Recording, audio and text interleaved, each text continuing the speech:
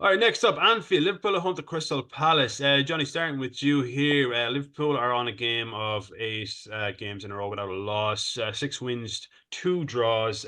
Crystal Palace away from home, they're not great. They like conceding goals away from home. We talked about, you mentioned actually, smaller teams like their close knit stadiums where it's hard to spread the ball wide. No Well, space. Yeah. Anfield isn't the biggest of stadiums, compared to like the Emirates or Etihad. It's Mhm. not as big, so it is easier to kind of trap them up. But I think Liverpool have a tricky game in the Europa League at Atlanta. I don't know if they're home or away. Uh, Where? they're away. Okay, so a tricky game with Atlanta. They will be playing the big guns, no doubt about it. So yeah, it could be a tricky game for Oh the. no, sorry, they're home. Sorry, they're home. Sorry. All right, Anyway, okay. go Well, on. even if they're home, yeah, it'll still be like a tricky Tricky, yeah, game yeah. for them. Mm, mm. So this could be a potential banana skin for them. Because I know after the Absolutely. Palace game, they do want to run off. I think their next 6 games, they're away for 5 of them. So that could be a very tricky run in terms of that title running. Absolutely, yes. Very tricky. And if you look back at the result in Old Trafford, I mean, historically, and goes for both sides, United and Liverpool, you take a point. Of course, to take a point at Old Trafford, it just depends because of this season United are having. Right, we go there and we win, especially Liverpool chasing the championship. Yeah. What would worry me as a Liverpool fan? Now they've been fantastic most of this. Sorry, they haven't been fantastic most of the season, but they're getting wins, and that's a sign of a really good team to be able to pick up points regardless of how you're playing. They've had team players like McAllister has really stood up in the last couple of weeks. Mm-hmm. But what I saw in Old Trafford, especially for the last half an hour, that first half, say from minute 15 onwards in the first half, I'm not sure if it was arrogance or complacency. And that's, as a Liverpool fan, I'm not fully sure which would bother me more. At this stage Yeah, of the season, we wouldn't associate that with Liverpool. definitely. So that's where you have to look at it. And that's where this Crystal Palace game is massive. It's enormous for them. They need to go out and put the boot in really early. You really Definitely. go out and get the win and get it done. Never mind Atlanta in the Europa League. Yeah. That's a big game. But the big game is the Premier League. The one they want is the Premier League. They're not, if they get to the end of the season and won the Europa League and lost the Premier League, they're going to be raging. Do you know, Mm-hmm. like the Premier League's Yeah, the big one.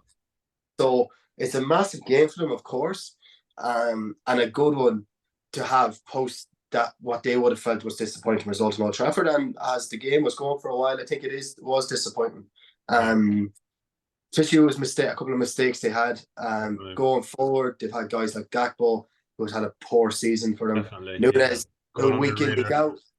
Nunes, who on his day could be outstanding, but there's not enough of them days, so he's not going to win. Yeah, Like, stop In it. fairness to Nunes, he's 18 goals, 13 assists in all that's the competitions, thing. which is phenomenal. And Phenomenal. it's crazy stats. And if it was to click for him, Man, he'd be he's on Yeah, like superstar. could 30 you goals. could It'd you The be problem yeah half is, the could you chances imagine he gets. if that clicked for Yeah, him man. if Like, he the hit the problem is, post yeah, how many it's times he hit the post like 11 times he oh, hit fuck like me, man. I ridiculous. don't know 10, how 10 many. times sorry like I think he hit the post like 4 times in one game or something like Yeah, that. yeah, he did. Yeah, Outrageous. new record. Yeah, yeah. Yeah, Yeah, Like you look at outrageous. so like the likes of But Mo however, Salah, who hasn't been really yeah, performing of late. I mm, know, like since the African Cup of Nations, he probably hasn't been his this injury. best. He got a. Mm. I know he was injured, but like he after injury, he hasn't really performed. He got a. I think his the penalty he scored kind of covered up his stinker of a performance. agreed But completely. Even Liverpool It's supporters very are poor, saying yeah, yeah. yeah. So But like also with that, he was poor, but also Aaron Bissaka, I know we're the United fans, is one of the best man markers in the league. there you go. Yeah. So he So takes. it's a bit of both. It is a bit of both. I think Salah was poor, but I think he has struggled with injuries since he come back. And also Mhm. some of the games Liverpool have had since he's come back. I think he's played City, as he played Arsenal. So they've had some big games. Of course, played those twice since he's come Yeah. back. So yeah, I think look at now is the time. Look at if it's going to click for you, it has to be now. Has to be now, yeah. Diaz, I mean, I think Luis Diaz. Diaz has started to be he's starting to be unplayable. Like you see him sometimes in the runs he goes on. The end product, I Yeah, don't think is there. We'll say maybe, I don't know, 50% of the time it's the end product isn't there, which is disappointing, but he's a phenomenal, like on the ball, he can take on like 3 or 4 lads, no problem. He's class. and I think Liverpool have the problem of they have a few players like that Diaz who can be fantastic, but also can be so frustrating and Yeah. poor, not clinical enough. Where if that's Jota there, it's a different game, different Yeah. story. So they have a couple of guys there where they're not clinical enough. Yeah. And that's where their issue come in. So and of course there is history with Palace late on in the season as well with them. A couple of times they played Palace late on the season, it hasn't gone very well for them. Yeah. But so I think it's a massive game, but I do see Liverpool win. Yeah.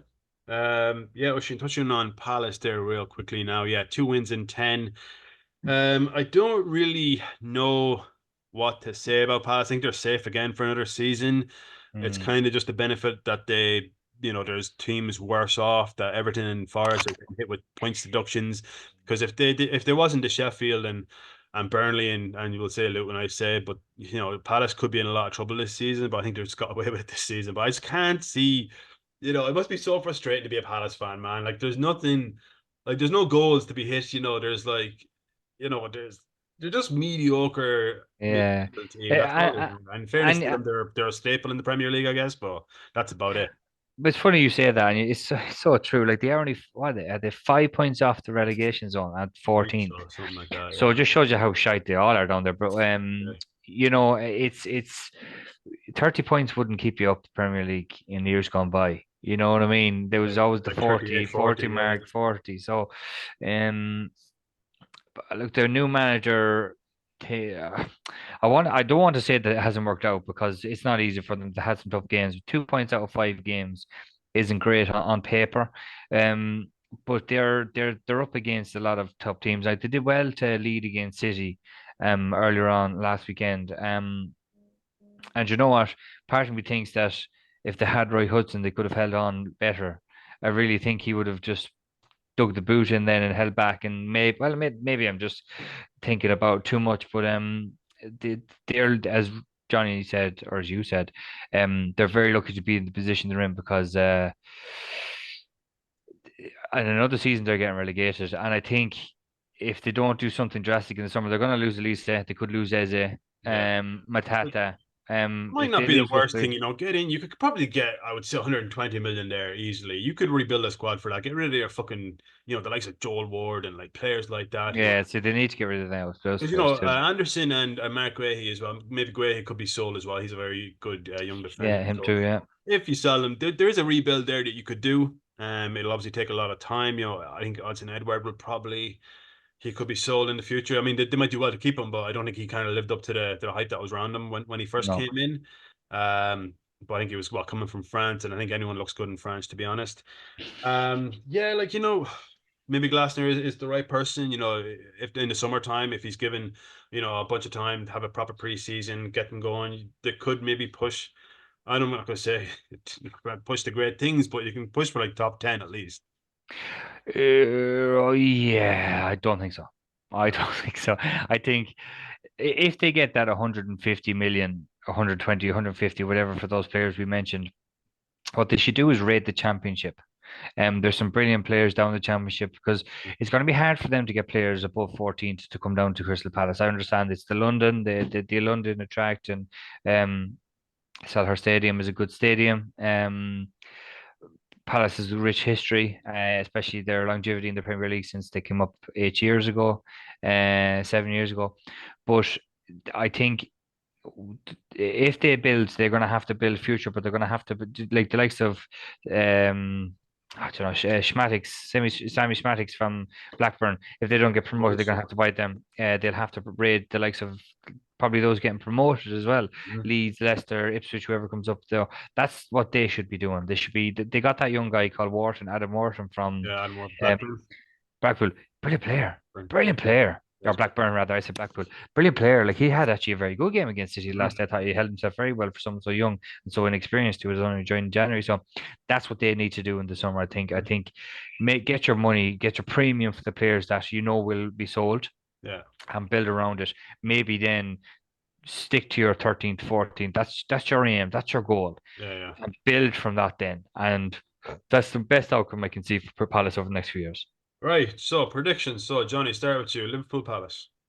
3-0 Liverpool. Pushing. Oh yeah, 3-0 to Liverpool. So I guess, I don't know. 1-0 no, probably two. Yeah, Yeah. I hope Liverpool drop points again, but I can't see it.